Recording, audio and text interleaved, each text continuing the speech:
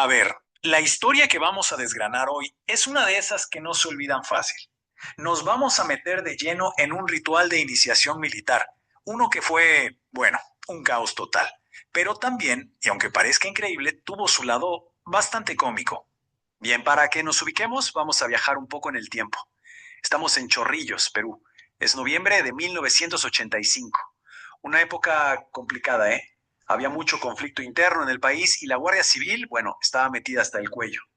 Pero para los protagonistas de nuestra historia, esa noche el verdadero campo de batalla estaba a punto de ser su propio dormitorio. Y bueno, ¿quiénes son los protagonistas de toda esta locura? Vamos a conocerlos. Imaginen la escena. Son 200 jóvenes reclutas, 150 de caballería, 50 forestales, recién llegaditos. Y el autor de esta historia cuenta que tenían esa mezcla, ¿saben? Entre pura ilusión y un susto terrible. Sus uniformes todavía olían a nuevo, olían a futuro, a pura expectativa. Claro que esa ilusión, esa expectativa, no iba a durar mucho tiempo. Chocó contra la realidad, pero rapidísimo.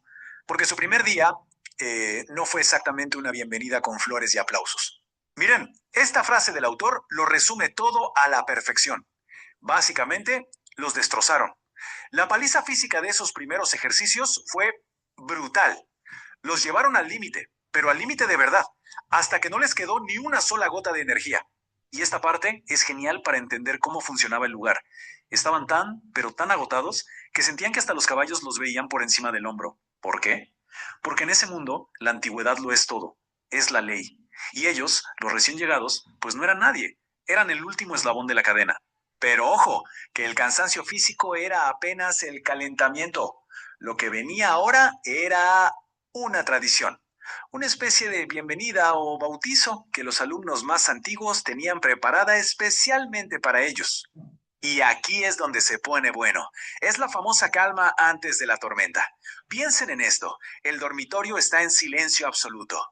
150 jóvenes completamente rendidos, por fin durmiendo, soñando con que ese descanso durara para siempre.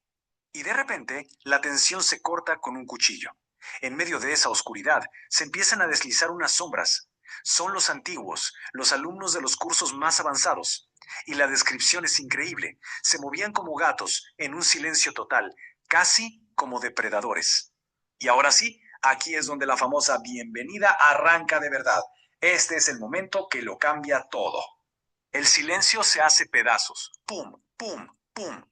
Tres estallidos secos, uno tras otro. Acaban de lanzar bombas lacrimógenas. Adentro, en el dormitorio oscuros. El infierno está a segundos de desatarse.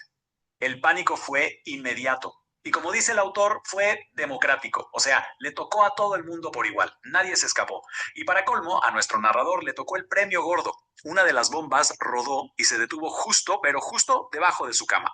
Y lo que viene a continuación es una mezcla de terror, de pánico y bueno, de una comedia súper extraña. El gas ya está por todas partes.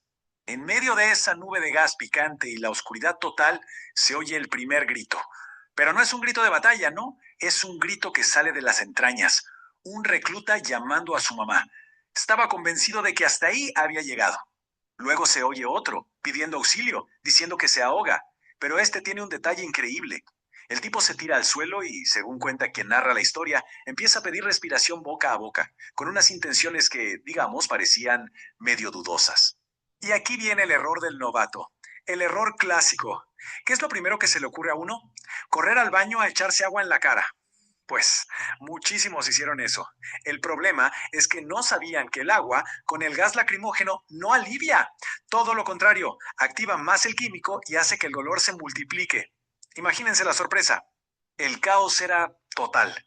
El pánico se apoderó de todos y, bueno, el cuerpo reacciona de maneras extrañas, ¿no? Algunos salieron corriendo para cualquier lado sin saber a dónde iban. A otros, del puro susto, se les mojaron los pantalones. Y a varios más les dio por, bueno, digamos que tuvieron emergencias digestivas. Una escena de locos que, viéndola ahora, es hasta graciosa. Ok, avancemos un poco, porque años después, al recordar esa noche, que fue súper traumática, todo empezó a tener otro sentido.